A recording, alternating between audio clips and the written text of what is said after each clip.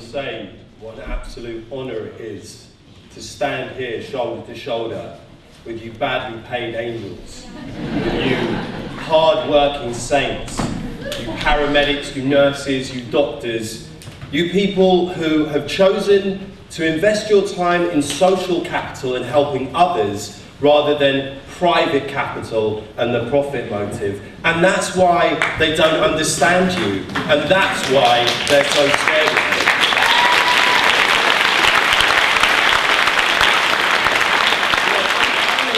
As someone who almost died last year, I had an abscessed tonsil, and I couldn't breathe. And when you're in the ambulance, when you're wheeled through A&E, and you're on the ward, and when you've got a nurse with you changing your drip at 6 in the morning, words like austerity and PPI are absolutely meaningless. But a warm hand and a warmer heart change your life. And when you're drawn back from the darkness by someone, you realise that the National Health Service is the fundamental crowning glory of this nation.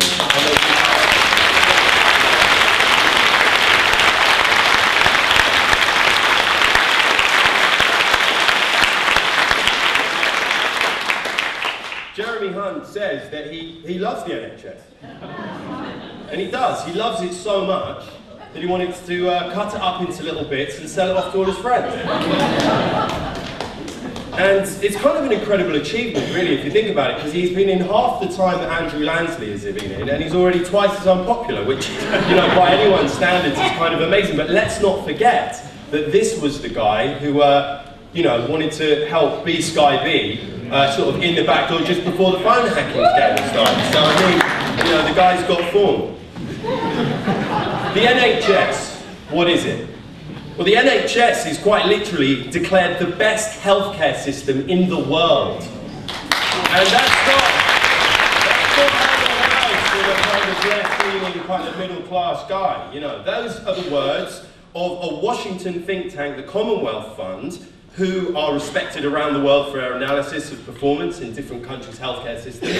And they said, and I quote, "The United Kingdom ranks first overall, scoring highest on quality, access and efficiency." So surely George and Dave should be over the moon, but they're not.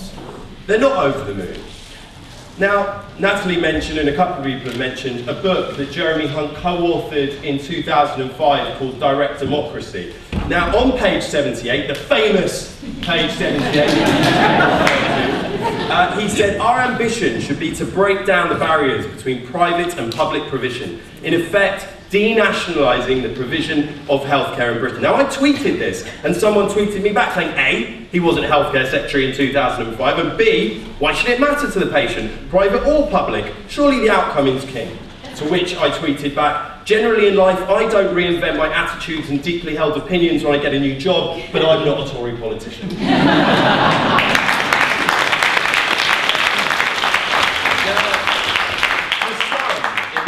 Like absolute madness that a man with a degree from Oxford, a very intelligent man, Jeremy Hunt, says that he wants to increase the service to a 7-day week service for routine care with no extra funding at all, no extra funding. But actually, when you think that the standard technique to privatise is to defund, and after you defund, make sure things don't work, and then get people angry because they don't work, understandably, it kind of opens the door to hand it over to private capital. So in fact, it's kind of a masterstroke. And I hope our friends at Sky News in the Corner report that tomorrow.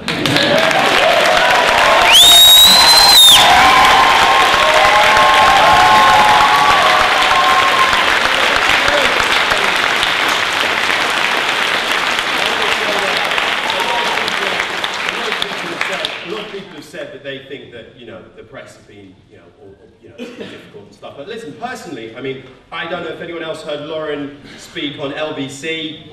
750,000 people watching over, real people watching it live. But, you know, there's a very, very fundamental issue here, which is that as has been said earlier, I think people will trust junior doctors more than they will trust Jeremy Hunt. But your voices are permeating social media in a way that the government has no idea how to deal with. The difference with the minors was that unfortunately they weren't all as highly educated and as mobile as you, have a network of people that they can influence that care about you, and have effectively been able to already put your case across in a completely concise and considered way.